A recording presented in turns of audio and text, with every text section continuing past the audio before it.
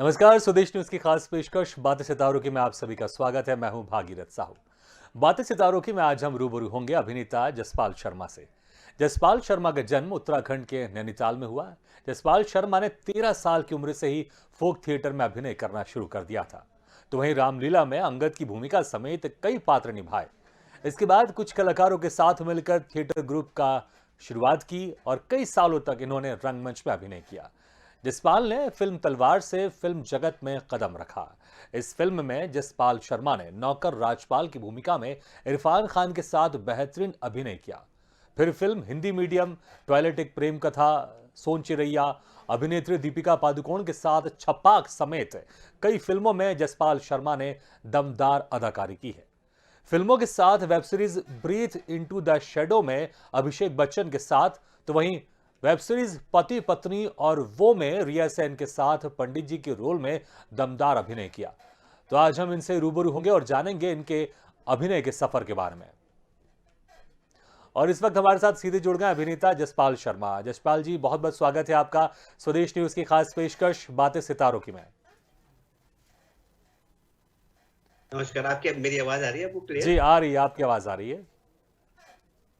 दरअसल आपकी आवाज मुझे थोड़ा आ रहा है आवाज में, मतलब बहुत अलग सी आ रही है। बिल्कुल, कोशिश तो करेंगे मेरी कि अगर आप आवाज आपको तक क्लियर हमारी आ रही है आवाज़ तो मैं साफ पहुंचे, लेकिन अगर आपको मेरे सवाल समझ में आ रहे हैं तो आप प्लीज़ आप जवाब दे दीजिएगा। बहुत बेसिक सवाल है। मैं अक्सर जो भी हमारे मेहमान आते हैं, जो भी सितारे आते हैं, उनसे मैं ये पूछता हूँ। बहुत इंपॉर्टेंट सवाल भी है, क्योंकि जो दर्शक हैं वो ये जानना चाहते हैं कि जिन एक्टर्स को वो टीवी में देखते हैं, फिल्म में देखते हैं, वेब सीरीज़ में देखते हैं, उनके सफ़र की शुरुआत कैसे होती है। तो मैं भी आपसे ये सवाल करना चाहूँगा कि आपको कब लगा कि मुझे एक्टर बनना है और इस फील्ड की तरफ आप कैसे अट्रैक्ट हुए?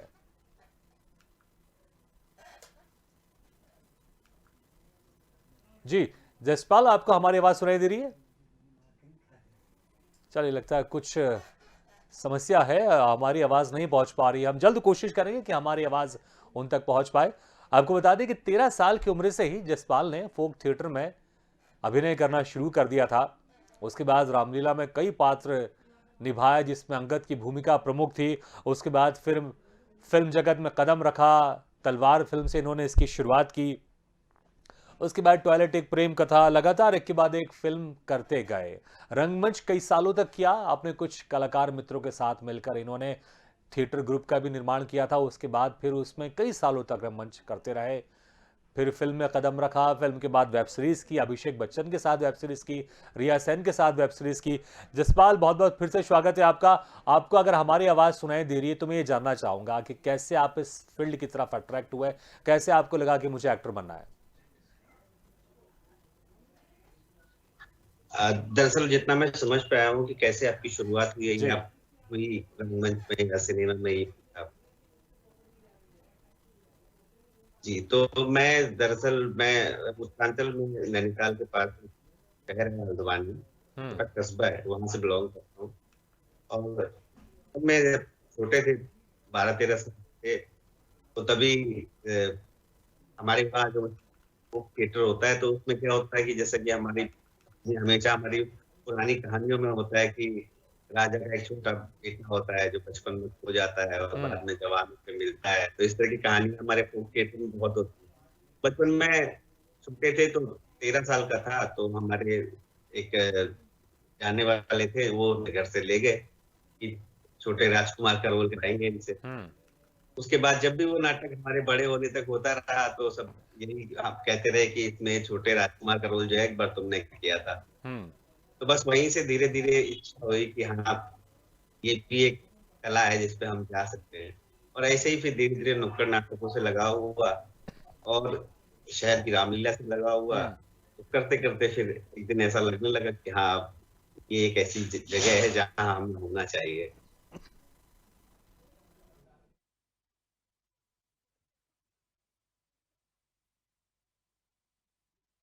सवाल, उसके बाद फिर आप रामलीला में आपने अंगद का रोल किया। अंगद के साथ आपने रामलीला में कई पात्र आपने निभाए थे, कई अहम भूमिका आपने निभाई थी।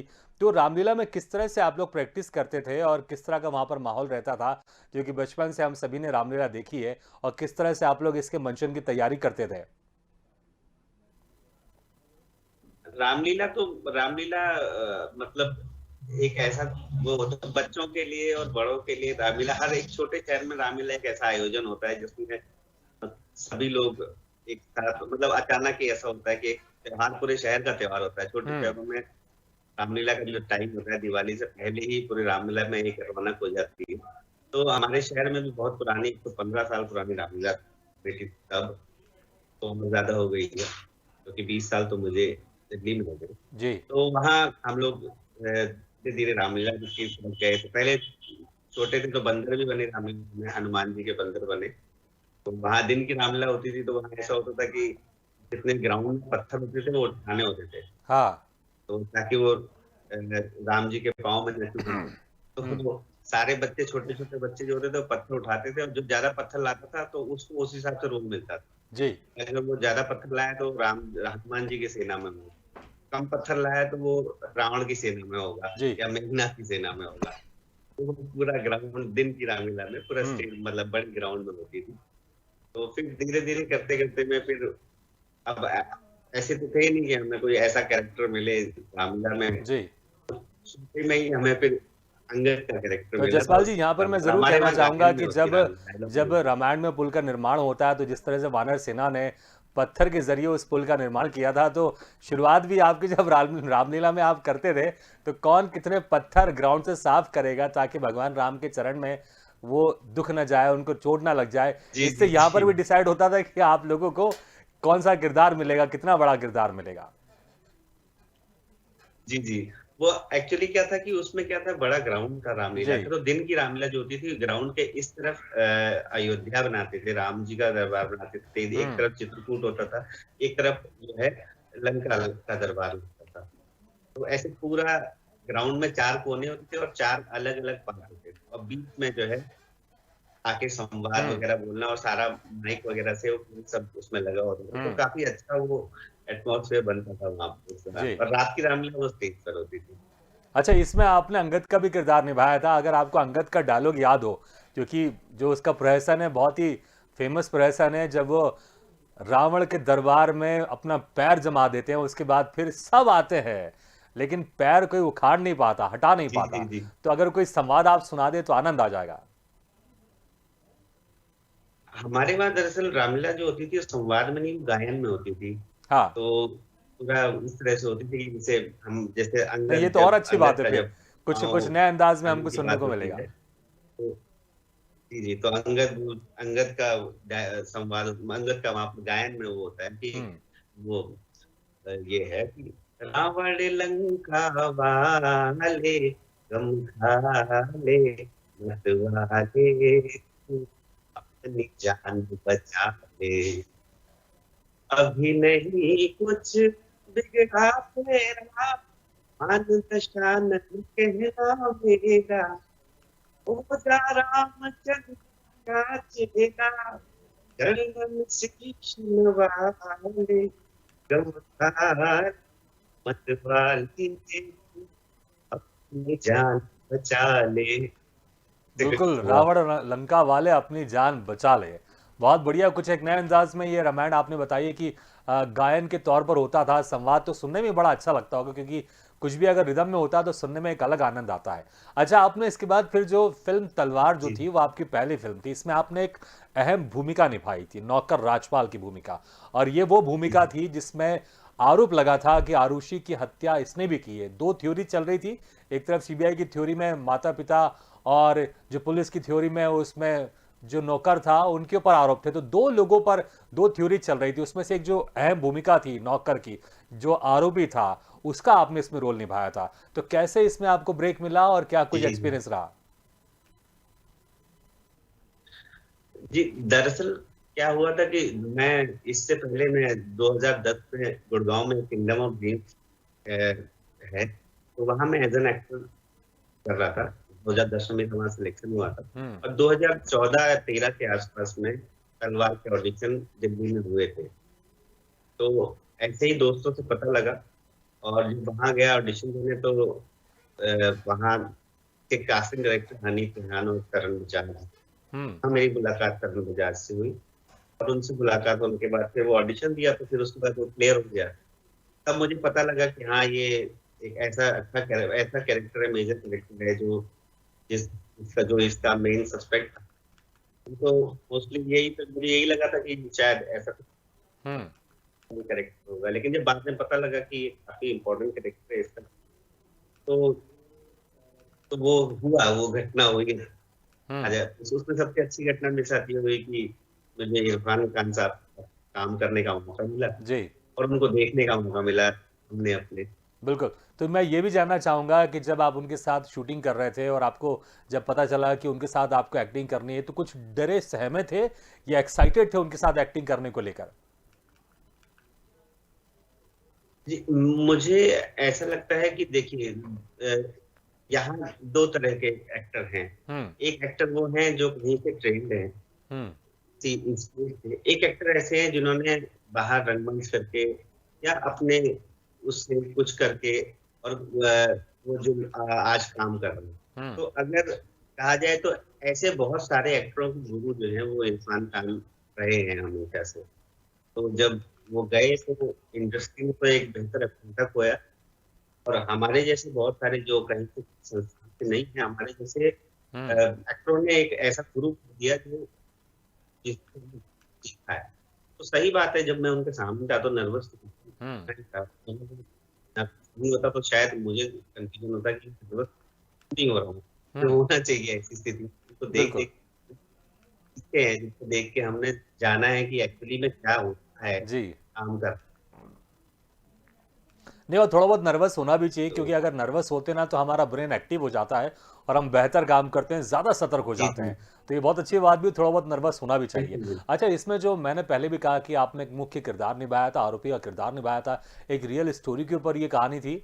तो जब आप ये फ़िल्म कर रहे थे, तो उस वक़्त क्या लगा आपको? जो 2 थ्योरी थी, एक सीबीआई की, एक पुलिस की जो थ्योरी थी कि एक में नौकर को हत्यारा बताया गया था, एक में माता-पिता को इसमें दोषी पाया गया था।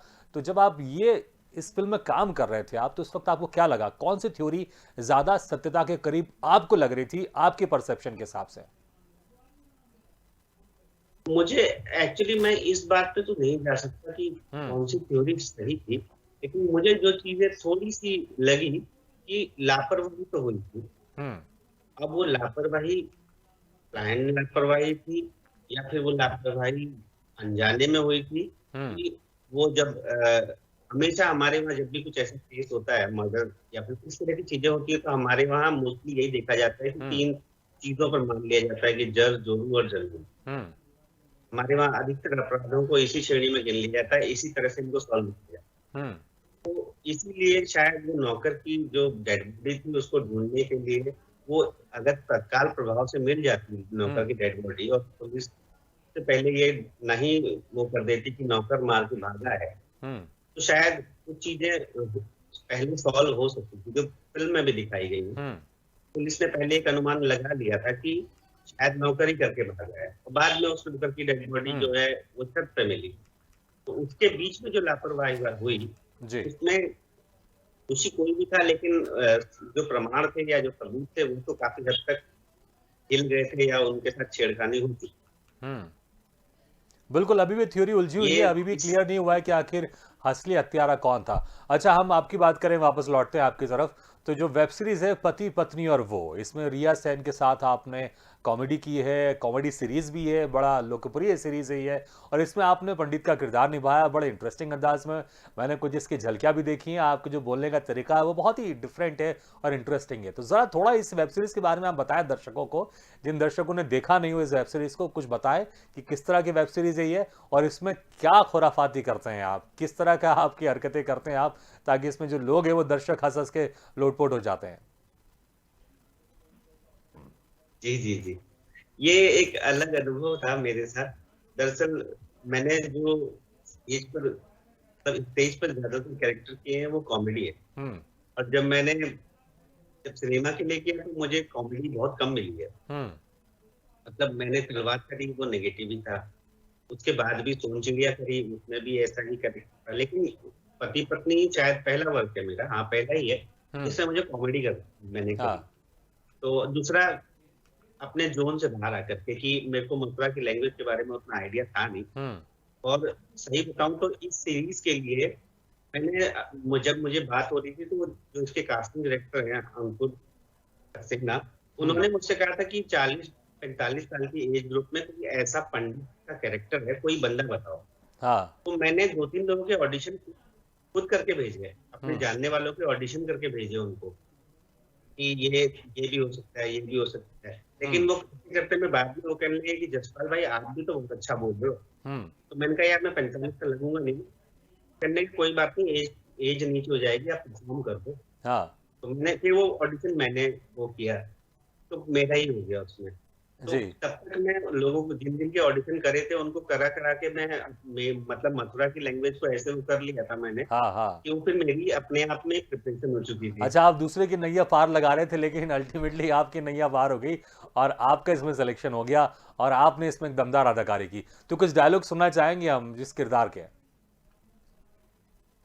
इसका इसमें एक्चुअली जो इसके डायरेक्टर हैं वो निशित नीलकंठ, तो हाँ। वो बहुत ही सपोर्टिव है। इसके अलावा इसके प्रोड्यूसर जो है हरजीत छावड़ा, वो काफी प्रोड्यूसर डायरेक्टर जो थे ना, टू नाइस मैन इस हाँ। सीरीज को बनाया है, और वो वाकई में दोनों टू नाइस मैन थे। जी। तो उन्होंने इतनी आजादी दे रखी थी मुझे कि उन्होंने कहा कि तुम्हें जहां पर सही लगता है कि ये यहाँ पर हाँ। इम्प्रोवाइज होना चाहिए, यहाँ पर कुछ ऐड होना चाहिए, हाँ। तो आप करो, बेझिझक करो, हमें अच्छा नहीं, नहीं बिल्कुल, और लगेगा, ये हम एडिट में आज़ादी हटा यहाँ पर देंगे। भी है। आप जो संवाद है, उस संवाद में कुछ भी अपनी तरफ से आप ऊपर-नीचे कर सकते हैं, लेकिन हमारे दर्शक संवाद सुनना चाहते हैं।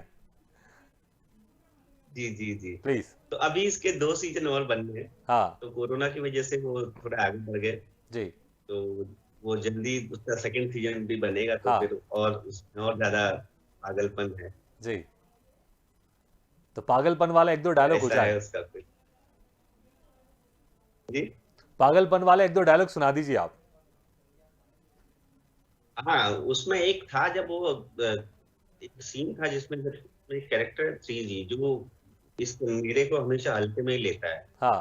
तो वो गुप्ता होता है उसका, तो उस पे गुस्सा आ जाता है, कहता है अगर देखो गुप्ता के लौंडे तुम हमको हल्के में बिल्कुल मत लो, हम ओझा बाबा हैं, भूत भगाते हैं हम।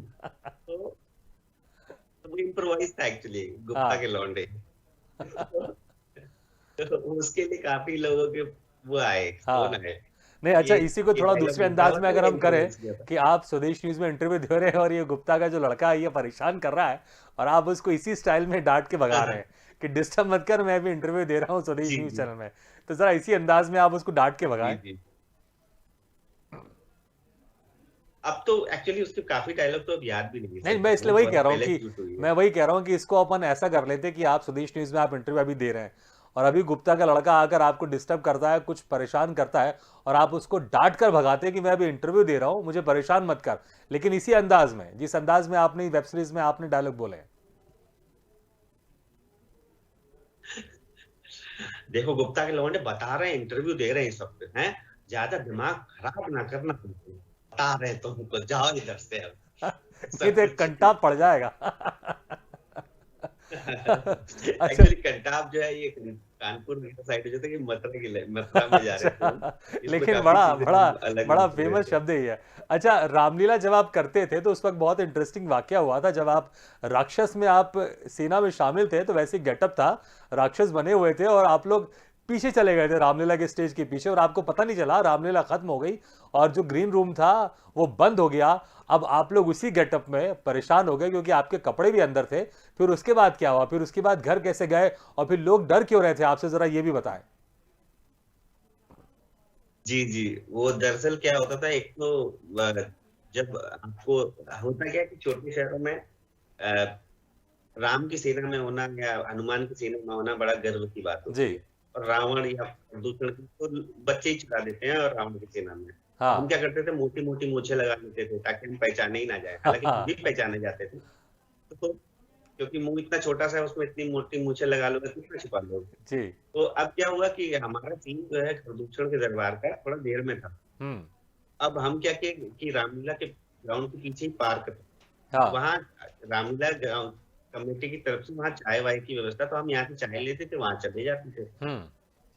चाय और बन मक्खन मिलता था, तो वहाँ चले गए। वहाँ बातें करते करते में वो आखिरी सीन था, हाँ। तो बातें करते करते में कब हम इतने अपने आप में खो गए कि यहाँ रामलीला खत्म हो गई, सब लोग घर चले गए और कॉस्ट्यूम रूम को लग गया ताला।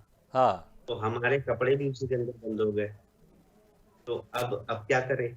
तो अब हमने और घर वहाँ से करीब 4-5 किलोमीटर दूर है और हाईवे पे होके जाना पड़ता। हम्म, तो अब मेरा एक दोस्त बोल रहा है कि उसका नज़दीक है घर, तो उसके घर चले जाते हैं। तो हमने कहा चलो, तो हाथों में तलवार और पूरे राक्षसों की ड्रेस पहनी हुई हाँ, और हम हाईवे पे 3 दोस्त चल दिए।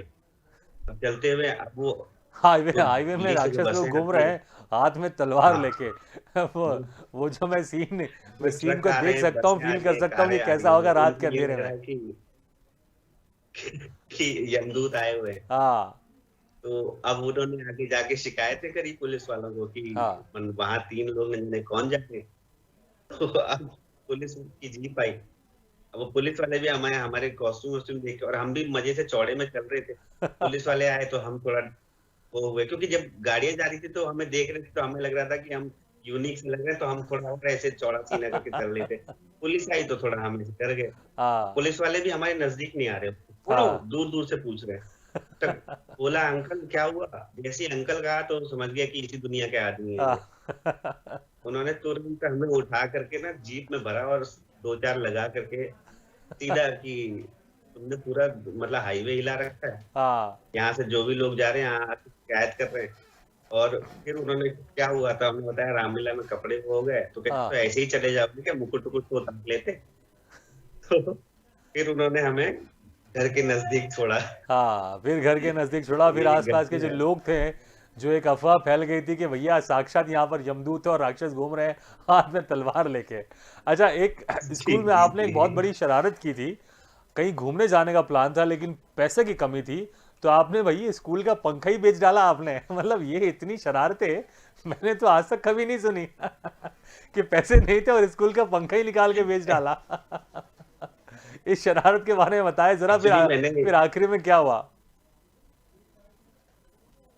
ये एक मतलब मैंने मेरी एक शॉर्ट स्टोरी की पूरा कलेक्शन है, जो मैंने अपने बचपन से लेके अभी तक दिल्ली तक आने तक लिखी हुई है। हाँ, उसमें ये कहानी उसमें भी एडेड है।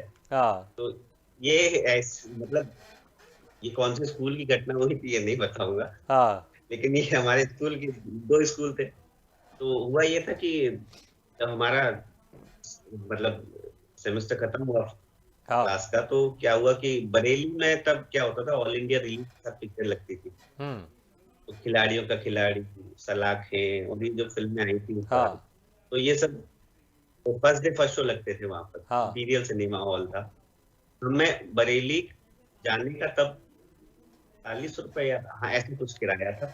हाँ, तो हमारा प्लान बना कि हम बरेली पिक्चर देखने जाएंगे घूमने के लिए। हाँ, तो हमने क्या किया, वो पंखे लगे हुए थे नए, हाँ, 4 पंखे जो है वो उतार और लिए गए स्कूल और से। आप लोगों का उन नए पंखों पर दिल आ और गया। उसको निकाल लिया और बेच दिया। उसमें जो शामिल था हमारे, उसमें शामिल था एक, जो हमारा विभीषण जो निकला, हाँ, वो निकला स्कूल का जो वॉचमैन था, उनका बेटा था, वो भी उसी स्कूल में पढ़ता था। हाँ, तो अब हमने पंखे लेकर के वो बेच बाच के हम लोग चले गए घूमने, मजे से हाँ, पिक्चर वगैरह देख के आए। और जब स्कूल खुले 2 महीने बाद, गर्मी की छुट्टियों के बाद, हाँ, तो पहले ही दिन देख पहुंचते ही देखा कि वो हमारा वही वॉचमैन का जो लड़का था, हाँ, वो कान पकड़ के प्रिंसिपल के रूम के सामने खड़ा हुआ है। हम्म, तुरंत धक-धक हो गई कि राज खुल गया है। हाँ, प्रिंसिपल ने बुलाया और बैठाया। हमने कहा कुछ नहीं कहूंगा तुमसे, बस 1 हफ्ते के अंदर पंखे वापस लगा दो। तो हमारी ये भी हिम्मत नहीं हुई कि बोले कि हमने नहीं किया है ये, हाँ, क्योंकि हमें तो बाहर खड़ा हुआ दिखाई दे गया था वो बंदा जिसने मुखबरी करी है। बिल्कुल, तो हमने हाँ भी नहीं कहा, ना भी नहीं कहा। मैं कहा नहीं तो घर से बुलाया जाएगा सबके माँ बाप को, यही हाँ, कूटा जाएगा, हाँ, नाम अलग से काटा जाएगा। हाँ, तो फिर जुगत लगाई गई कि कहाँ से पैसे हो पाएंगे। हाँ, तो ट्यूशन के पैसे जो होते थे कि चलो 2 महीने ट्यूशन नहीं जाएंगे, वो वाले हाँ। पैसे रोक लेंगे, अच्छा, फिर है अल्टीमेटली ना। पंखे तो साइकिलें आपने भी, फिर लगवा दिए वहां पर? जी जी। मैं कह रहा हूँ समय कम है, इसलिए बस ये जानना चाहूंगा कि आखिर में क्या हुआ, फिर आखिर में आपने पंखे दोबारा लगवा दिए वहां पर? पंखे तो लगाए, लेकिन उसके लिए सबसे ज्यादा दिक्कत ये थी कि एक तो ट्रस्टी जो होते हैं ना, एक हाँ, पंखे पे लिख दो कि फलाने ने जी, डोनेट किया है, उन्होंने चलिए, तो तीनों ये पंखों में यहीं लिखा पर हुआ मैं था, मतलब इसको 3 परों में मैं लिखा हुआ बिल्कुल था। समय गए में जसपाल जी, लेकिन मैं यहीं पर बातचीत का सिलसिला खत्म करूंगा। लेकिन हाँ, ये क्लियर हो गया है कि जो पंखे चुराए थे आपने, उसको आपने दोबारा वहां पर लगा दिया था, तब कोई समस्या नहीं है। जी जसपाल जी हाँ, वो बहुत, दोबारा लगाए गए और खुद जी ही लगाए, किसी बिजली जसपाल जी वाले को भी नहीं बहुत बुलाया। बहुत शुक्रिया, समय कम है नहीं तो और बातचीत करते। बहुत बहुत शुक्रिया समय निकाल कर आपने हमसे बातचीत की। तो बातें सितारों की में आज हम रूबरू हुए अभिनेता जसपाल शर्मा से, जाना उनके अभिनय के सफर के बारे में। अगले बार हम फिर किसी शख्सियत से मुलाकात करेंगे, तब तक के लिए दीजिए इजाजत। लेकिन खबरों का सिलसिला लगातार जारी, आप देखते रहिए स्वदेश न्यूज।